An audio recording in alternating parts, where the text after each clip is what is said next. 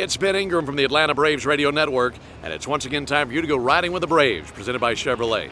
See who else is joining us today.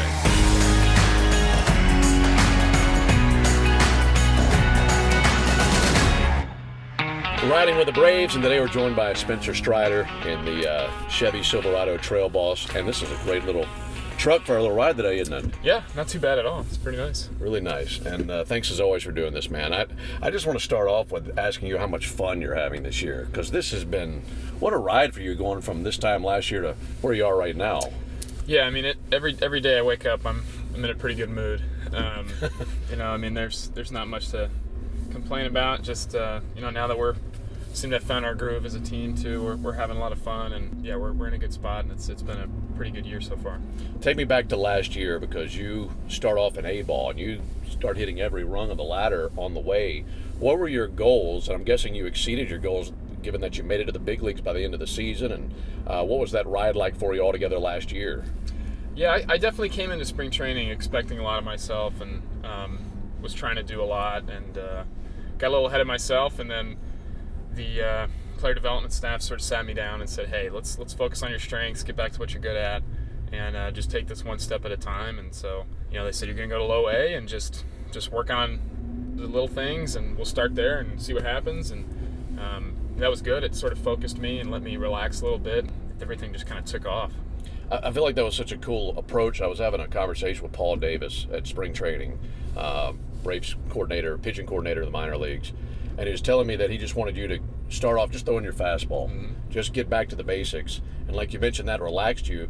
But did you expect the results that you got? Because all of a sudden you start striking everybody out at each level you went to. Yeah, I mean, that's what's interesting is you always wonder, with so many different levels to baseball. You go from high school to college, summer ball, and then different conferences, pro ball, every level in pro ball. At what point is it going to be too difficult, or what point is what worked before not going to work anymore? Right. For me, with my fastball, they really did not want me to get too complicated and try and do a bunch of things and deviate away from that being the centerpiece of my arsenal. And it seems like at every level that has maintained itself, and it's just, let's establish the fastball, and it's worked, and go from there.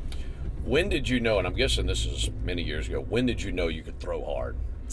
I always threw harder than most people, I guess, even when I was little. But once I got into high school, I really started to figure out how to increase velocity and what is everybody else throwing. That's when we started getting guns on us at games and stuff. And so my senior year of high school, going into my senior year, and then afterwards it sort of took off and made a big jump. Do you remember the very first time you hit 100 and you saw that reading?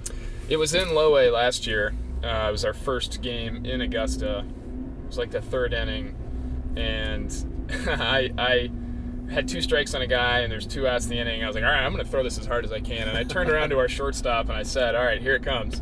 And sure enough, it came out 100. That had to feel pretty cool. It was pretty cool. Did you strike him out? He fouled it off. So it must have lost some zip, even though it was faster. But yeah. Well, it's been fun to watch you this season, and because, look, for this team, I think going into the season, you felt really good about 4 guys in the rotation. Who's going to be that 5th guy? Did you look at that all along as, hey, I need to go win that spot, there's a job there? Or was this just more like, hey, this opportunity came to me and I'm just kind of taking the bull by the horns? Yeah, I mean, I've told everybody from the very beginning this year, when they've tried to maintain the idea in my head that, they think I'm a starter or whatever may be, that, I'm just here to pitch. Yeah. I'm grateful for the opportunity to be at the big league level, and I know that I can be of service and be helpful in whatever role that is. And, I think I've sort of learned how to adjust to different things, different situations, and that adversity of instability and is kind of something I've grown to enjoy in a way. And so coming out of the bullpen was fun for me. Yeah. For the beginning of the season. And then, getting the opportunity to start is awesome. It's more familiar to me. I like it a lot. But, whatever going forward is best for the team, I'm ready for it. Do you feel like that opportunity that you had at the beginning of the season, where you had, 11, 12 appearances out of the bullpen, how much did that help you to transitioning into the rotation at that point? Yeah, it's just experience. Like I said, pitching in different circumstances, and days where you don't feel as good, you're pitching more frequently, or stretch right in, pitch for a week. So that kind of stuff just helps you understand what's really essential to to getting yourself ready for a game. And no matter what the circumstances are, you have to find your strengths, and it's not always going to be, you're not always going to have a long time to warm up. Sometimes you're going to get warmed up and then you sit back down, and you get back up and you sit back down, and then you got to come into the game. And so all those things just help, show you that you can perform in different circumstances, different situations, and not to make things too complicated, and just trust your stuff. How much of a benefit do you get with these catchers that you have? I mean, it's got to be so cool, especially thinking about Travis and all the experience that he has, and William's been so impactful for this team. You're getting to work with these guys, and I feel like you'd be able to trust on the wisdom of those guys. They can help you through any situation. Yeah, absolutely. That's huge, just having somebody back there that you can be confident in and is confident in themselves. And Travis and Willie have been terrific. It's nice knowing no matter what the lineup card is that I'm going to have somebody very good back there. And offensively they're doing a terrific job too. So we've got it pretty good back behind the plate this year. We were calling a game, I think when we were in Colorado, Joe and I were talking about your mustache. And I said, I think he's got the best one in the National League. I really do. And I don't think you're going to argue with me on that one. Yeah, I mean, I don't know. I mean, I guess the other guys that really have the good mustaches, Dylan Cease and Nestor Cortez, are in the American League. So, yeah, I'm happy to take the National League crown for best mustache if people are willing to give it to me. I think so. When did you decide, hey, I want to try this out? It was something we always did in high school. Like, we would try and grow out our hair, grow out facial hair for, like, the state tournament stuff at the end of the season, dye our hair blonde, that kind of stuff. Found out, like, I can kind of grow a little bit of a mustache. And then for my freshman year at Clemson, I grew it out, and everybody thought it was, kind of funny, whatever. And so it's just sort of always become my thing. And then sophomore year, when I had TJ, I decided to grow it out and, like, get the handlebar going, curl it up and everything.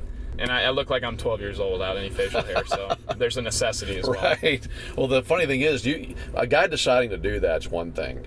A guy doing it and it looking good and looking like it fit, that's a different thing. Yeah. So you got kind of lucky there. Right. Yeah, I guess I've got the face for a mustache. Yeah.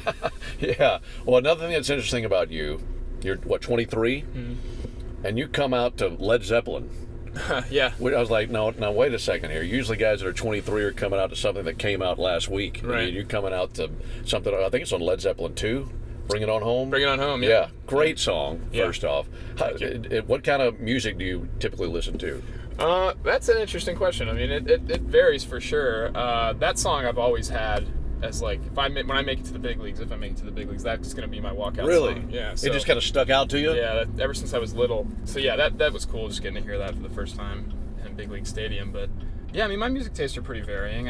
I guess, in general, I'm sort of an indie rock guy. The Strokes, Vampire Weekend, Still Woozy. So those are more contemporary artists. But, I last year before games, I would get a little too amped up, and so I would listen to, like, Miles Davis and, Count Basie, so older jazz, stuff that was a little bit more calm.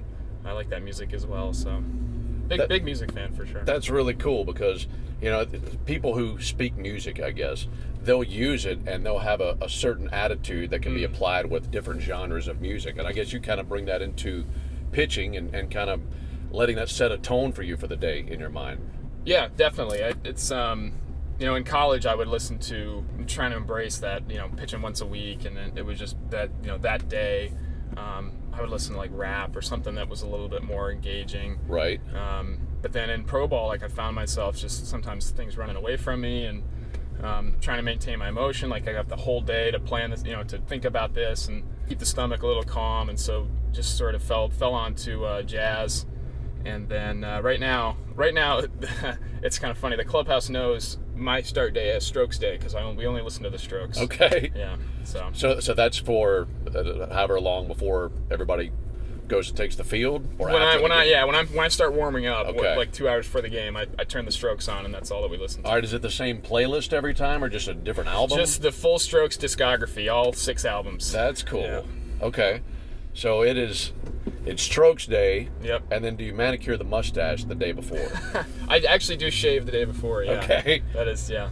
All right, so what else is in your routine? Because you seem like a really routine-oriented guy then. Yeah. It's with baseball, I mean, everything, when you're doing something every single day, it's hard not to latch onto every little thing, and you remember the slightest of things. Like, I mean, what foot you step into the clubhouse with, whether it's right or left. I mean, it can become exhausting, honestly, trying to replicate these things and sort of you're on the right or the detach them left from now? your results. Right now, I'm on the right foot. Yeah, but yeah, there's a lot in my routine. But like I said earlier, I mean, sort of the freedom of being in the bullpen made me realize that, not superstition necessarily, but just controlling all these variables is not essential to my performance. Right. And so that has been freeing, just knowing that what makes me good is going to be there regardless of what shoes I wear, or what foot I step in the clubhouse with, that kind of stuff. But also like whether I can warm up for a certain amount of time, or how I feel. So that's been good. And I know it had to be a blast last year watching what these guys are able to accomplish, now knowing that you can have an even bigger impact and a bigger role